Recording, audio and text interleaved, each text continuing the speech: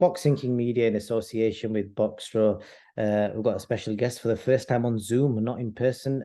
SAHNI from Frank Warren's team. I'm not going to say promotions, from Frank Warren's team. Dev, how you doing, mate? And are you excited? It's fight week. Usyk, AJ2.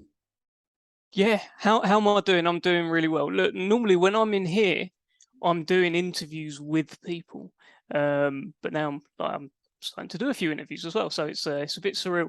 Am I excited for Usyk Joshua fight week? Yes, I can't wait. What a fight!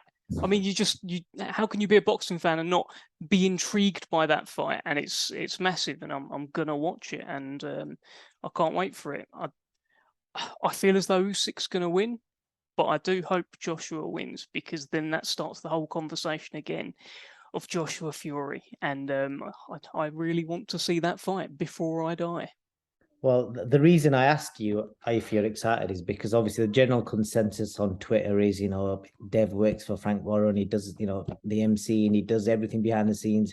He's not going to be happy about it. He's not going to be excited about it. So it's good to hear that you're excited. One other fight, but we are going to come back to it, Usyk AJ. Are you excited about Benn EUBANK Jr.? Yes, I'm a boxing fan, right? So all the Matchroom and Frank Warren stuff, etc., etc. I know, I hear what you're saying, but I am a boxing fan who managed to get a job in boxing and have just absolutely run with it as much as I can. So how can I not be excited about Joshua versus Usyk, the rematch? How can I not be excited about Conor Benn against EUBANK? You saw the face-off, right? Like, that was, I saw someone say it looked like something out of Hollyoaks, but that's because they filmed it so well. I messaged Scott Hamilton from Matchroom, because we talk, like, he used to work on Box Nation, so we used to be chatting every day. So we're still in touch, and I said, smashing job that you guys have done on this, the face-off thing. I thought it was great. I thought it was an entertaining press conference. It's a must-watch fight if you're a boxing fan, and I must watch it, and I can't wait for it. I'm hearing this thing about the rehydration now being £5 apparently for EUBANK, which has only just sort of come out. I wasn't aware that there was a number out there until there was an interview on TalkSport, and I think Spencer Oliver said that EUBANK told him it was £5. So that adds another layer of intrigue to it. Like, who's going to be the bigger man when the first bell rings? I don't know. It might even be Conor Benn now. They're talking about how Conor Benn came in at 170 against Van Heerden. So yeah, I don't know. It feels like each pound EUBANK gives away, each thing he's given away on the contract puts him at a disadvantage, and maybe this is perfectly set up for Conor Benn. So it's interesting. What do you think of it? What do you think? I'll be honest, I'm genuinely excited. I know I've spoken to different people, like, Joe Gallagher, use him as an example. He was categorically against the fight. I spoke to Dominic Ingle yesterday. He's all for it. So it's like a mixture. Pat Barrett, I spoke to him last night, and he was like, straight away, they don't need each other. They're on different paths. So it's interesting. The opinions are split, but either way, I think everyone, whether they like it or not, they will watch it. Yeah, look, and it's also, you say how they don't need each other. I don't know, because this is a fight where Conor Benn can, with a win, increase his star power by 10 times, increase his future earnings, not just this one.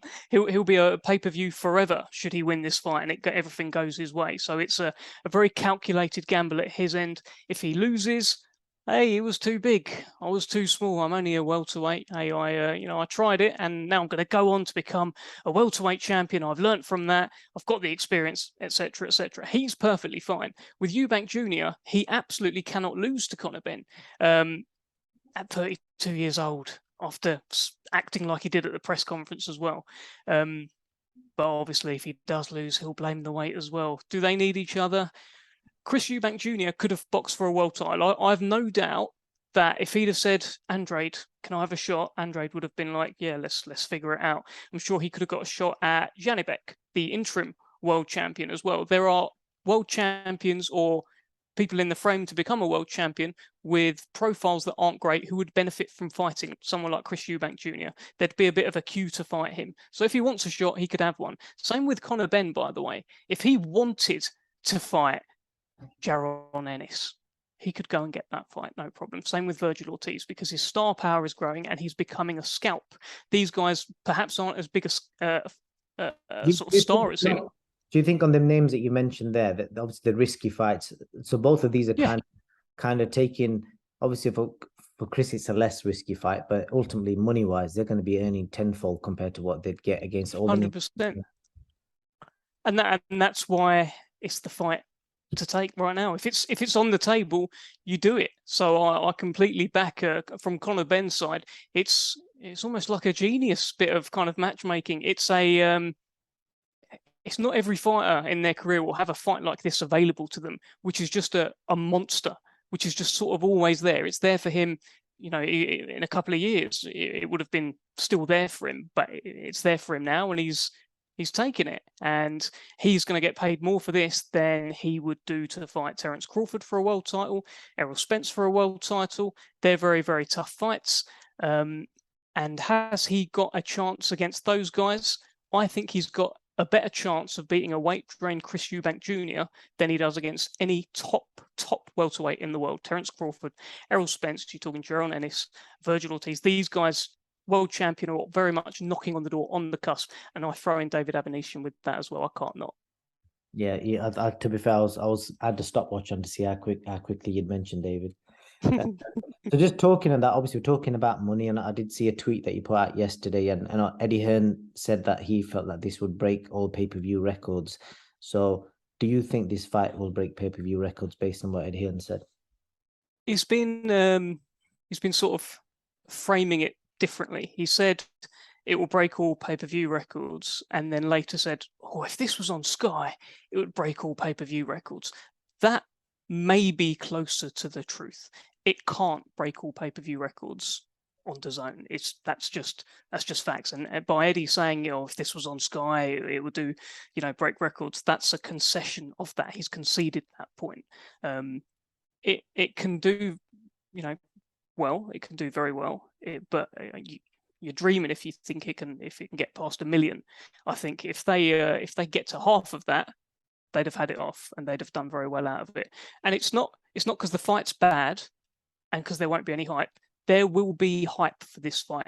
It's a massive fight. People will be talking about it. It's just the platform and the path to purchase. And I speak from experience because I did 4 years at Box Nation, and Box Nation never had until the very end what you call the sort of holy grail of purchasing, which is that red button or the box office button on your Sky remote, on your Virgin remote, where you've just watched the football. It's an impulse purchase a lot of the time, right? When you get in the casual buys. So you've just watched the game.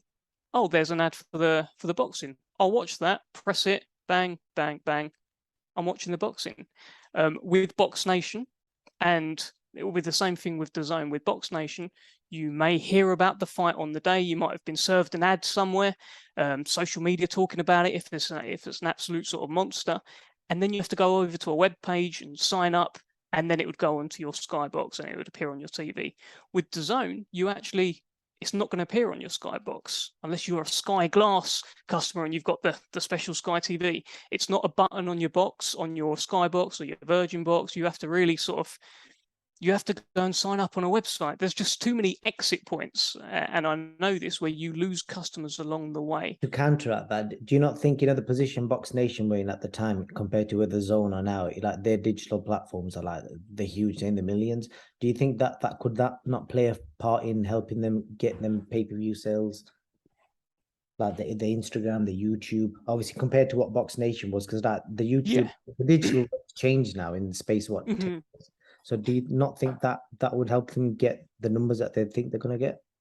I think I hear what you're saying, and I understand that 5 years ago it was the sort of where you'd watch and how you'd consume content is different to what it is now. However, for live sports, that hasn't completely changed. That behavior will only change when the Premier League is on an app and when it's on DAZN. And I'm not saying app like in a bad way there, because there's smart TVs, you can click on it and it'll go on there. Once that purchase pattern, once that behavior is learned, that will lead the way. It's not up to boxing, a sort of niche sport, to lead the way into how people watch their live sports. It's just not going to happen. As much as there's Instagram, etc., you want to watch it on your TV, and it's not that easy as a new customer to go in and just bang So what do you think it will do then compared to, because you're an experienced guy, you've been with Box Nation, you've been in boxing a long time now. So what kind of numbers do you think that will do? You said they're dreaming if it does over 500,000. No, no, no. 1 million is a dream. Okay. There's no chance. If they can get to half of that, then they've done very well. And I think they probably know that as well. If they can get to 500,000, they've had a very good day, considering There's no it's price not yet. There's no price yet, is there? no, it's probably going to be 25 quid or whatever, isn't it? I'd have thought, but I haven't heard anything. But And the, a spin off on that, Devon, put you on the spot here. Do you think EUBANK Benn does more or less than Parker Joyce in pay-per-view on numbers? pay-per-view, I think that they'll probably be around the same. They'll probably be around the same. The path to purchase for Parker Joyce will be very, very simple. That's the thing. It's the BT Sport box office, and you can just do it all via your remote control. So it's going to be a sort of trade up between that and the size of EUBANK versus Benn, which will capture more of a casual audience than Joyce versus Parker. So it might sort of meet somewhere in the middle, and it will end up around the same, I think. And do you know if Sky will be helping? Because obviously, I'm assuming Sky won't help DAZN publicize that event, but will they be helping you guys with Parker Joyce? Because obviously there seems to be like a better relationship there, especially with obviously Ben Shalom's involvement in the fight.